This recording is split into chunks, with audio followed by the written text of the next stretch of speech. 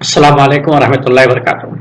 प्यारे दोस्तों, मेरे नन्हे मुन्ने साथियों, बच्चों, मैं आपके लिए कहानी लेकर आया हूँ, बैरियर चुन्नत। ये पंजाब की लोक कहानी है। ये गुलाम मुर्तज़ा साहब की किताब से ली गई है। कहानी में के एक दफ़ा का जिक्र है। किसी राजा के महल में एक चिड़िया ने आहलना, पंजाबी में घोंसले को कहते हैं, बना रखा था। इसके दो छोटे छोटे नन्हे मुन्ने बोट बोट उन बच्चों को कहते हैं जिनके उन परिंदों के बच्चों को कहते हैं जिनके बाल नहीं होते। तो उनके नन्हे मुन्ने बोट भी थे। करने का खुदा का क्या हुआ, चिड़िया मर गई। चिड़िया ने नया ब्याह रचा लिया, नई शादी कर ली। सौतेली माँ ने आते ही बच्चों को बखड़ा, यानी एक किस्म का हरी घास होती है, जो खिला दिया। बच्चे खा के मर गए। नई चिड़िया ने इन्हें अपनी चोंच से पकड़कर आहलने से, घोंसले से निकाला और जमीन पर गिरा दिया। रानी बारह उभरन 16 सिंगार के झरोके से सब कुछ देख रही थी। इसके दिल पर चोट लगी, छाती फट गई। शाम को जब राजा राजपाट के कामों से फारिग होकर महल सरा में आया, रानी ने सारी विपता सुनाई। फिर दुखी होकर बोली, अगर मैं मर गई और आप नई औरत ब्याह लाए तो मेरे बच्चों से भी सौतेली माँ ऐसा ही सलूक करेगी। राजे ने रानी से वादा किया कि वो कभी दूसरी शादी नहीं करेगा। चंद दिन ही गुजरे थे, रानी वाकई मर गई। राजे ने अपना अहद भुला दिया, दूसरी शादी रचा ली। रानी के दो बच्चे थे, एक लड़का एक लड़की। सौतेली माँ ने आते ही बहन और भाई दोनों से बुरा सलूक करना शुरू कर दिया। दिन गुजरते गए। सौतेली माँ की अपनी भी औलाद पैदा हुई। वो अपने बच्चों को तो देसी घी के पराठे पकाकर देती थी, मगर इन दोनों बहन भाई को बोर की रोटी यानी भूसे की रोटी बनाकर रोटी देती थी। एक रोज इन्होंने अपनी बोर की रोटी ली, चुपचाप महल से निकले। माँ की खबर पे आकर रोने लगे। रोते रोते हिचकी बन गई। दफ्तर सज्जो उठाया तो क्या देखते हैं, अनवा अकसाम के मजेदार खानों और रंग बिरंगे फूल फलों से भरा थाल सामने रखा है। बहन भाई ने बोर की रोटी एक तरफ रखी, खुश खुश पेट भरकर खाने खाए, फल खाए और वापस घर लौट आए। अब वो हर रोज इसी तरह करने लगे। घर से बोर की रोटी लेकर निकलते और माँ की कब्र पर जाके अर्श से उतरे हुए लजीज खाने खाते। कई महीने ऐसे गुजर गए। सौतीली माँ खराट औरत थी, समझ गई दाल में कुछ काला है। भला बोर की रोटी खाने वाले इतने सेहतमंद क्यों कर हो गए। अब की बार जब बहन भाई घर से निकलने लगे, सौतेली माँ ने सुनगुन लेने के लिए अपनी छोटी बेटी को पीछे भेज दिया। वो माँ की खबर पर पहुंचे। मजे मजे के खाने फल हस्बे मामूल मुंतजिर थे। इन्होंने बोर की रोटी एक तरफ रखी और हरी घास के मखमली फर्श पर बैठकर आसमानी खाने खाने लगे। सौतेली बहन जोवन के दरख्तों में छुपी थी, ये सब कुछ देख रही थी और ये देखकर बाहर निकल आई। नेक दिल बहन भाई ने इसे भी अपने साथ खाने में शरीक किया। इसने कुछ खाया और कुछ छुपा के घर ले आई। अपनी माँ को दिखाया और कहानी अलीफ से लेके ई तक सब सुना दी माँ को। सौतीली माँ के तन बदन में आग लग गई, खूब चिरागपा हुई। खंड पट्टी लेकर पड़ी रही। खंड पट्टी लेकर पड़े ना, मैंने सर को पट्टी बांधकर और बांधकर मुंह लपट कर पड़े रहना, यानी अटवाटी खटवाटी लेकर पढ़ना और लेकर पड़ी रही। इसी तरह शाम तक लेकर पड़ी रही। शाम को राजा राजपाट के कामों से फारिग होकर घर आया। रानी को रूट कर मुंह लपेट कर पाया। नाराजगी की वजह पूछी। रानी बोली, पूछ न पूछ, पूछ न पूछ। राजा बोला, मैं ना पूछा, पूछे कौन। पाटे नो सिया न, रुसे नो मनाए न।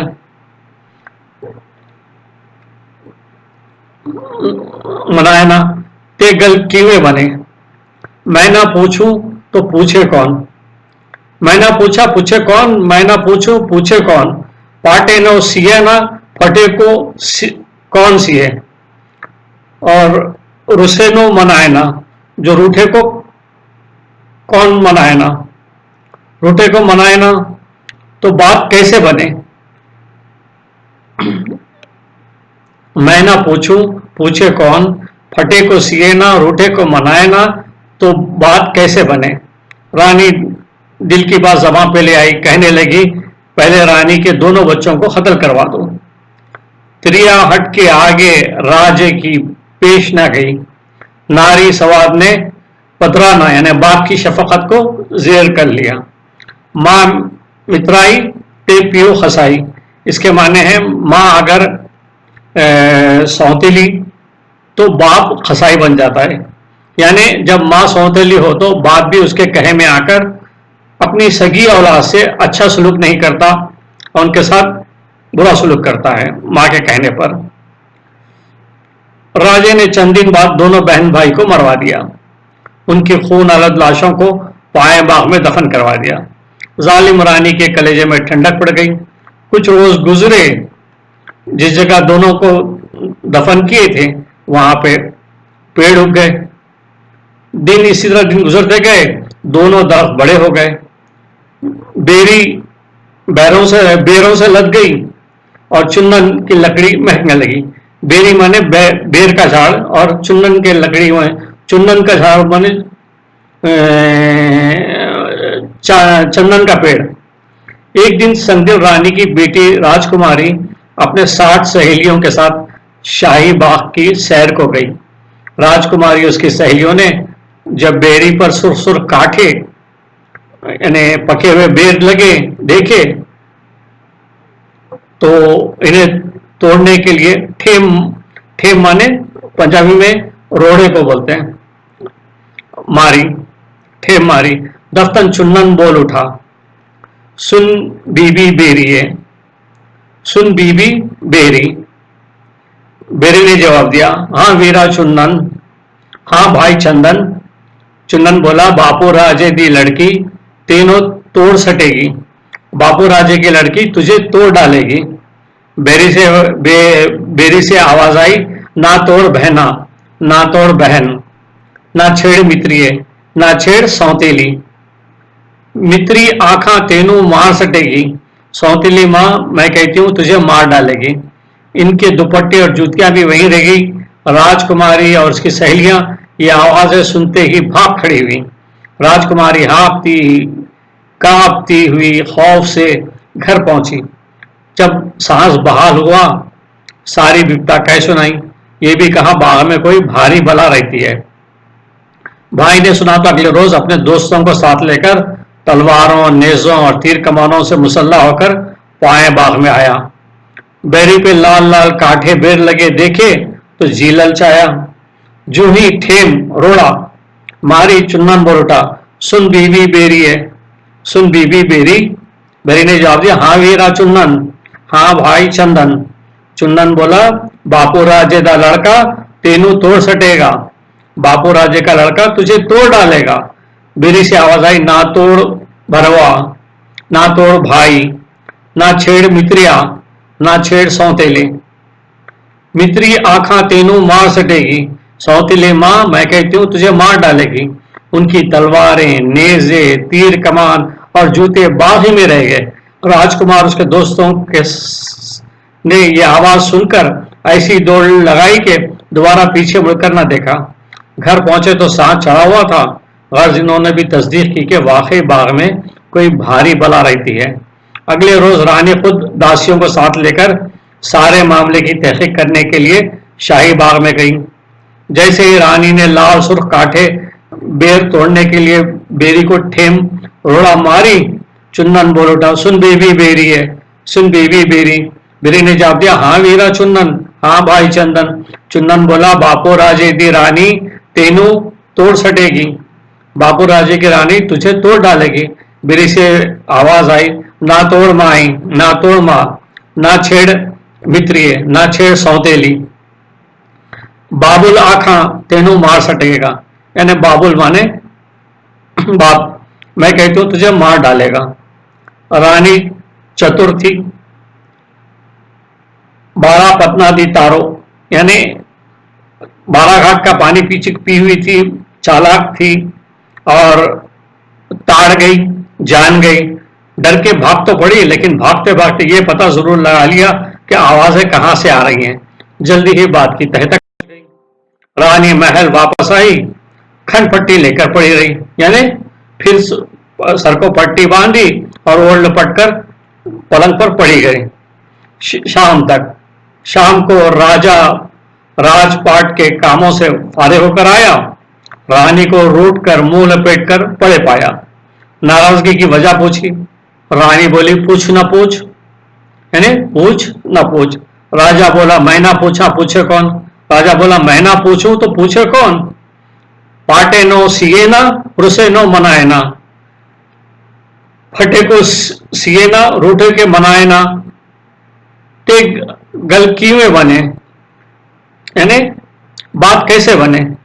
रानी दिल की बात ज़बां पर ले आई, कहने लगी, बाग में होगी बेरी और चंदन के पेड़ कटवा दो। अगले ही रोज तरखान बढ़ाई राजे के हुक्म से शाही फौज के साथ पाया बाग में पहुंचा। जब दरख्त काटने लगा तो इनसे आवाज आई, उथू कटियो थल्लो कटियो, ऊपर से काटना नीचे से काटना, गब्बे मोछा ना पायो, मगर दरख्त के तने को यानी स्टेम को दरमियान से ना काटना, मत काटना। राजे की तरफ से सख्त हिदायत थी कि चाहे कुछ भी हो, दोनों पेड़ हर हाल में कटने चाहिए। तरखान घबराया तो बहुत, एक जानिब राजा दूसरी जानिब बला, ना निगले बनती है ना उगले बनती है। आगे जाते घुटने टूटे, पीछे देखे आंखें फूटे। आखिर खुदा को याद करके शाही फौज की मौजूदगी से हौसला पाकर आवाज की हिदायत के मुताबिक दरख्त काटता रहा, यानी नीचे से काटता रहा और ऊपर से काटा। जब पेड़ कटकर गिर गए तो बेरी के तने में से लड़की और चंदन के तने में से लड़का जिंदा सलामत बाहर निकल आए। बहन और भाई दोनों ने एक दूसरे का हाथ थामा और चल पड़े। चलते चलते राजधानी से बाहर आ गए। एक ऐसे वीरान सुनसान जगह पहुंचे जहां कुम्हार यानी शाम का खुआ ने मट्टी खोद कर जमीन में बनाए हुए गहरे गड्ढे होते हैं, जिसको वो बनाए हुए थे। और वहां पर जो है ये लोग जो है अपने कपड़े वगैरह धोया करते। शाम का झोटपटा रात की तारीकी में बदल रहा था। परिंदे घोंसले में वापस आ रहे थे। सर्दी बढ़ रही थी। दोनों भाई एक खुआने में उतरे, एक गड्ढे में उतरे और ठंडी यह जमीन पर एक दूसरे से लिपट कर छुपके बैठ गए। अभी फौ फटी नहीं थी कि मुंह अंधेरे एक कुमार गधे पर छठ रखे मट्ठी लेने आया। छठ माने दोहरी बोरी जो कुमार उन्हें गधे पर दाएं बाएं लटकाई होती है और उसमें वो मट्ठी भरकर एक जगह से दूसरी जगह ले आते हैं। वो मट्ठी लेने के लिए आया और आकर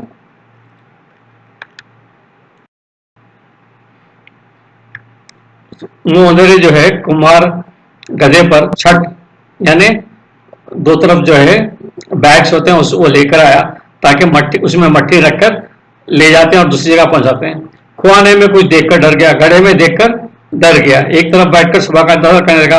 जब उजियाला फैला, दोनों बहन भाई एक दूसरे का हाथ पकड़े हुए खुआने में से बाहर निकले, गड्ढे में से बाहर निकले। कुमार को बच्चे बहुत प्यारे लगे, वो इन्हें अपने घर ले गया। कुमार का दोस्त तरखान माने बढ़ाई ब्याह औलाद था, इसने कुमार से बच्चे ले लिए। तरखान बढ़ाई और तरखानी बढ़ाई की बीवी खुश खुश इन्हें पालने लगे। लड़की घर में रहने लगी। सीना तरोना हांडी रोटी करना सीखने लगी। तरखान ने लड़के को खेलने के लिए एक काठ यानी लकड़ी का घोड़ा बना दिया, जैसे काठी का घोड़े, तो ये जो है इस तरह से काठी का एक घोड़ा बना दिया इसने बढ़ाई ने।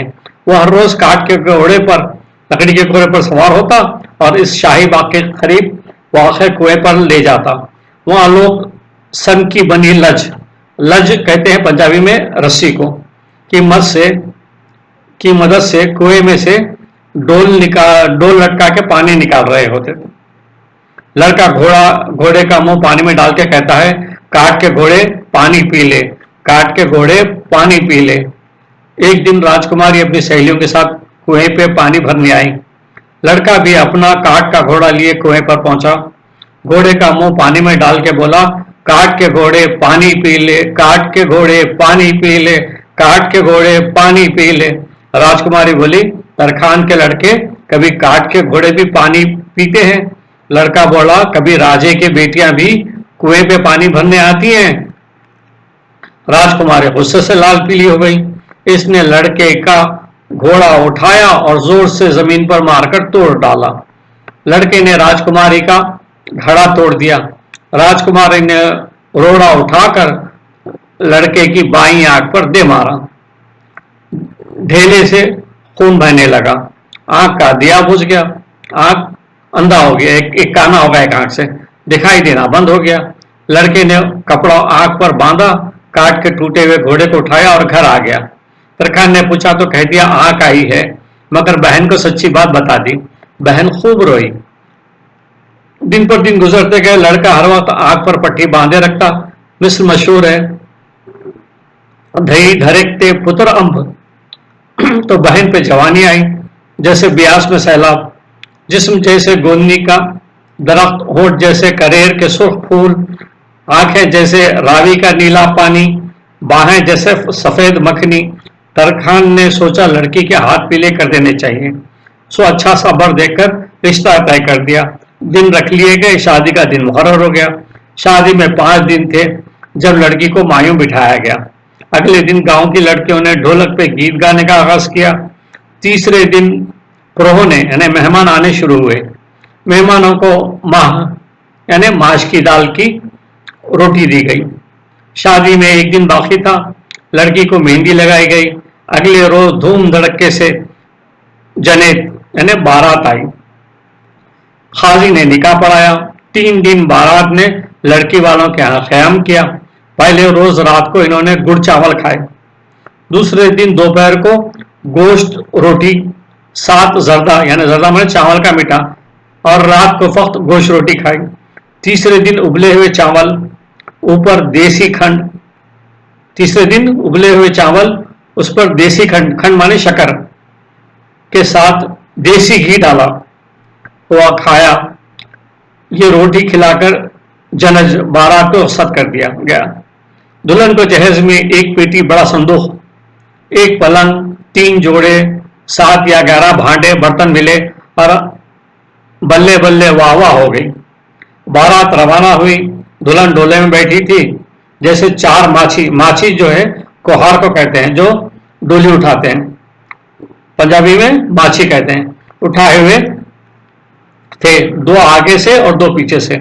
गड्डी जिसके आगे एक बोल यानी बैल जुता हुआ होता है, एक बैलगाड़ी जिसके आगे एक बैल जुता होता है, बोल जुता हुआ होता है। गड्डी कहते हैं बैलगाड़ी को और बोल कहते हैं बैल को। इस पर बाराती मर्द और बच्चे बैठे थे। तब औरतों को बारात में ले जाना बुरा समझाता था। बारातियों से भरी कई गड्डियां थी। दूल्हा भी इन्हीं में से एक में सवार होकर जा रहा था। गुड्डा जैसे 2 बैल खींच रहे थे। एक गुड्डा था जिसके 2 बैल खींच रहे थे। इस पर जहेज का सामान लदा हुआ था। भाई भी एक आंख पर पट्टी बांधे बारात के साथ साथ था। चलते चलते दोपहर हो गई। सूरज सवा नेजे पर आ गया। सवा नेजे पर आना माने सूरज सर पर आ गया। कोहारों ने, माछियों ने डोला पीपल के एक घने दरख्त तले जा उतारा। थके मांदे बराती ठंडी गनेरी छाव में आराम के लिए लेट गए। हवा के सर झोंके आए और सबकी आंख लग गई, मगर भाई जाग रहा था। इतने में चौड़ी भंगन लहंगा पहने, कमर पर टोकरी लटकाए, हाथ में झाड़ू लिए, कूले मारकर चलती हुई पास से गुजरी। उसके जी में आया जरा वह टीक यानी दुल्हन को तो देखती जाऊं। चौड़ी डोले के करीब जा बैठी और पर्दा उठाकर दुल्हन को, चौड़ी डोली के करीब जा बैठी और पर्दा उठाकर दुल्हन को देखने लगी। सुर्ख रंग की सूती खाशे, खाशे माने सूती जो है, खासा एक कपड़ा होता है सूती, खासा जिसको खासा कहते हैं उर्दू में, कि शलवार खमीस मलमल के लाल दुपट्टे में बहस की हूर मलबूस थी, यानी जन्नत की हूर मलबूस थी। नाक में नथ, छोटी सी सोने की एक बारीक सी तार जिसमें 3 मोती थे, कानों में चांदी की डंडियां यानी या शायद मुरक्कबियां बालियां थी, सफेद गले में सोने का अनाम तोतड़ियां जो छाती पर लटक रही थी, यानी हार था गले में जो गले में लटका था।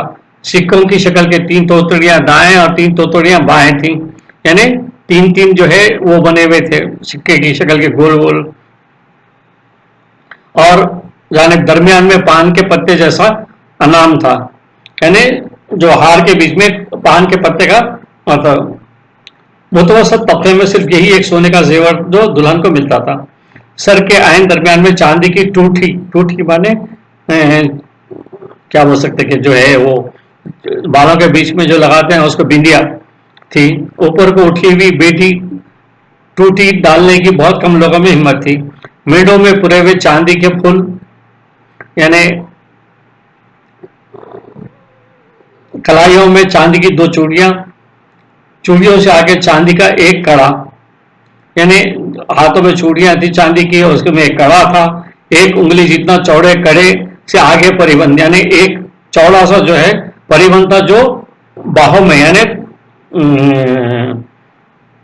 ऊपर लगा हुआ था हाथ पे, जैसे हमारे यहाँ वो बांधते हैं ना, क्या बोलते हैं, इमाम जामिन, वैसा एक जो है वो बना हुआ था कंगन जो चौड़ा था, परिबंध बोलते हैं जिसको, चांदी का बना हुआ था और 2 उंगल के बराबर था बड़ा और चौड़ा, जिसके साथ छोटे छोटे पत्ते से लगे हुए जो बाह हिलाने पर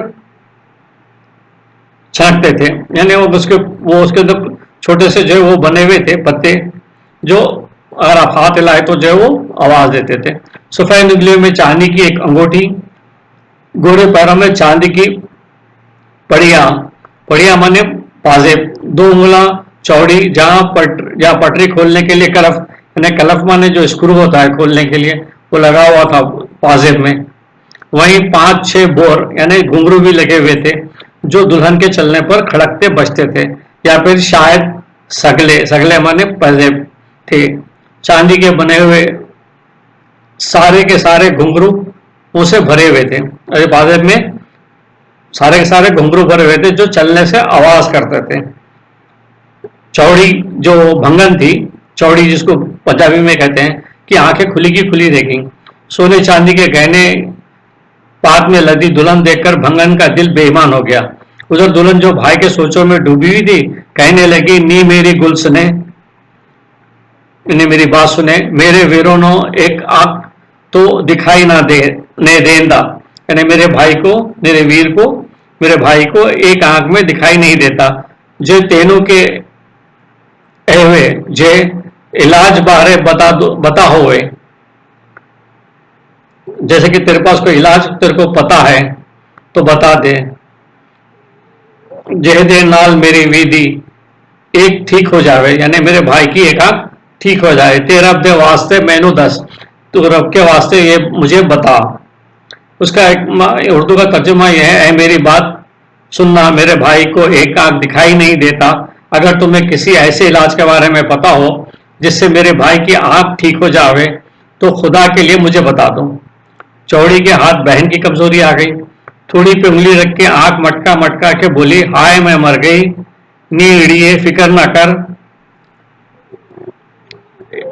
उधर परे कुछ दूर एक दरिया वगदा है, कुछ दूर पे एक दरिया है, ओहदे कुंडे ते 7 चक्कर लाके, उसके जो है 7 चक्कर लगा के, जेड़ी दुआ दी मंगी जावे, यानी जो भी दुआ मांगी जावे उसी वेले पूरी हो जाती, यानी अगर तो उसके 7 चक्कर लगाएगी तो वो तेरी जो दुआ होगी वो पूरी हो जाएगी। तो मेरे नाल चल, उन्हें बोले कि मेरे साथ चलो, मैंने तेनों दरिया ले जान दिया, मैं तेरे को दरिया के पास ले जाती हूँ। इसका तर्जुमा यह है उर्दू में, हाय मैं मर गई, अरे फिक्र ना कर, उधर परे कुछ दूर एक दरिया बहता है, उसके किनारे 7 चक्कर लगा के जो दुआ भी मांगी जाए इसे पूरी हो जाती है, कभी रद्द नहीं होती। मेरे साथ चलो, मैं तुम्हें दरिया पर ले जाती हूँ। सादा लौ बहन उसकी बातों में आ गई। घूंघट निकाले इसी तरह डोले में से निकली और चौड़ी के साथ रवाना हो गई, बगैर किसी को बताए, चुपके से सोचकर कि बारातियों की आंख खुलने से पहले पहले वापस आ जावे। चोड़ी आगे आगे थी और बहन पीछे पीछे। वो दोनों दरिया के किनारे पहुंचे। जब बहन चोड़ी के कहने के मुताबिक चक्कर लगाने लगी तो उसने उसे रोक के कहा, नी ओढ़िए अंज नहीं, पहला अपने ये ओटियां वाले लेड़े ते तुम छल्ला ला के मेनू फिरा दे, फिर चक्कर लावे। यानी उसने कहा कि मन अगर मन की मुराद पूरी करनी हो तो इस तरह नहीं, पहले अपने ये दुल्हन वाले कपड़े और जेवर उतार के मुझे पकड़ा दे, फिर चक्कर लगाना, वरना मन की मुराद पूरी नहीं होगी। बहन ने इस वक्त सुरख लिबास उतारा और सुनहरी गहने उतार के चूड़ी के हवाले कर दिए। दरिया किनारे सदफ में से मोती निकला हुआ था, उसको लगता था। चोड़ी ने अपना पुराना सा और दुपट्टा सर से उतारा और हाथ में दे दिया। सफेद बदन वाली लड़की ने जल्दी जल्दी दुपट्टे से कलत्ती बांधी, यानी साड़ी की तरह बांध लिया। आंखें बंद की और मुंह मुंह में अपने भाई की आंख की बीनाई के लिए दुआएं मांगती हुई दरिया किनारे चक्कर लगाने लगी। भंगन ताक में थी। 1 2 3 7वें चक्कर पर वो एक लख्त आगे बढ़ी और आन के आन में उसने बहन को दरिया में धक्का दे दिया। पानी में एक छपाका सा हुआ और बस। चूड़ी ने दुल्हन का उतारा हुआ सुर्ख लिबास पहना, टोम गहना जल्दी जल्दी खुद पहना, भागम भाग वापस आई। देखा सब बराती इसी तरह सोए पड़े हैं। वो चुपके से डोले में जाके बैठ गई। किसी को कानो कान खबर ना हुई, मगर भाई जाग रहा था और सब कुछ देख रहा था।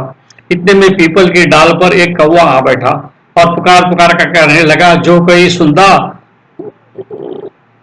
गंदा होए ते मेरे गुल गौर नाल सुने, झेड़ा मेरी बीट चक्के इन्हीं एक अख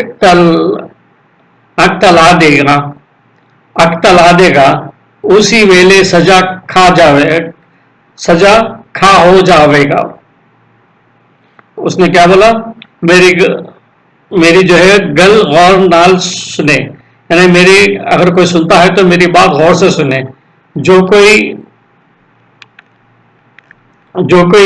बीट उठाकर, यानी जो उसकी बीट उठाकर अंधी आंख पर लगाएगा उस वक्त बीना हो जाएगा। बारात में एक आदमी जाग पड़ा था। उसने देखा कि एक नौजवान आंख पर पट्टी बांधे लेटा है। वो उठा और कव्वे की बीट जरा सी उंगली पे लेकर लड़के की बैठी हुई आंख पर लगा दी। बीट का लगना था कि देखते दिखते लड़के की आंख ठीक हो गई। इसे सब साफ दिखाई देने लगा, साफ बुझाई देने लगा। सहपहर होने को आई। बाराती उठे। दूल्हे के बापों ने जल्दी मचा दी। कुहारों ने फटाफट डोला उठा के दोबारा कानों पर रखा और चल पड़े। लेकिन वो हैरान हो रहे थे कि डोला अचानक इतना भारी कैसा हो गया। पहले तो फूल की तरह हल्का फुल्का था। वो बार बार दुल्हन से पूछते थे कि कहीं आप साथ ईंट पत्थर तो नहीं रख लिए। वो हाँ पर रहे थे। बार बार दम लेने के लिए रुकते थे, डोला जमीन पर रखते थे, 2 घड़ी बैठते थे, फिर उठाते थे और दोबारा चल पड़ते थे। यूं होले होले बारात दुल्हा के घर पहुंच गई।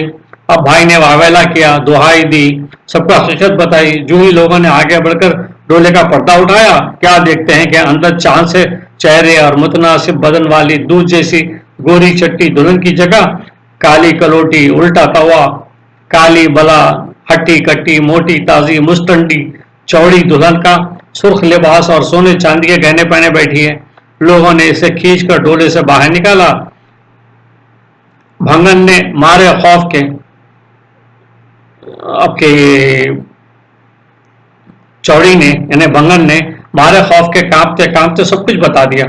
जब इन्हें पता चला कि इसने असली दुल्हन को दरिया में धक्का दे दिया तो लोग गुस्से से आग बबूला हो गए। इन्होंने डंडे मार कर चोड़ी को मारा और उसको खूब सजा दी और उससे पूरी बात पूछी। अब सब लोग भागते भागते दौड़ते दरिया के किनारे पहुंचे। इन्होंने ठीक इसी मुकाम पर जाल डाला जहां दुल्हन दरिया में गिरी थी। इनके जाल में एक बहुत बड़ी मछली फंस गई। इन्होंने मिलकर जाल खींचा, मछली को किनारे तक ले आए। जब मछली का पेट चाक किया गया तो बहन जिंदा सलामत बाहर निकल आई। मछली के पेट से बहन जिंदा सलामत बाहर निकल आई। कद्दू की एक बेल ने उसका नंगा जिस्म ढांप लिया था। फौरन इस पर अपने बड़े सब्जे पत्तों का साया कर दिया। लोग खुशी से नाचने लगे। इसी वक्त डोली लाई गई और दुल्हन सुर्ख जोड़ा और पीले गहने पहन के दोबारा डोले में जा बैठी। भाई बहन को जिंदा सलामत पाके शाद काम हुआ, खुश हुआ और बहन भाई को सजा खा यानी बीना देकर, यानी अपने भाई को सजा देकर यानी बीना देकर उसकी आंख वापस आ गई थी, देखकर बाग बाग हुई। भाई हंसी खुशी वापस घर को हुआ। बहन शर्माती रुजाती अपने ससुराल चली। इन्हें विदा करके मैं भी अपने घर लौट आया। अपनी मेरी बात उतू पिए रात, छुतना सी कोठा छत लई सबात, यानी ऐनी मेरी बात, मेरी कहानी इतनी ही थी। उतू पिए रात, ऊपर से रात हो गई। छुतना सी कोठा, मैंने कोठा तामीर करना था। छत लई सबात, और कोठरी तामीर कर ली। उम्मीद है कि आपको यह कहानी पसंद आई होगी। Thank you very much. Comments कीजिए, शेयर कीजिए और लाइक कीजिए और सब्सक्राइब कीजिए। Thank you very much.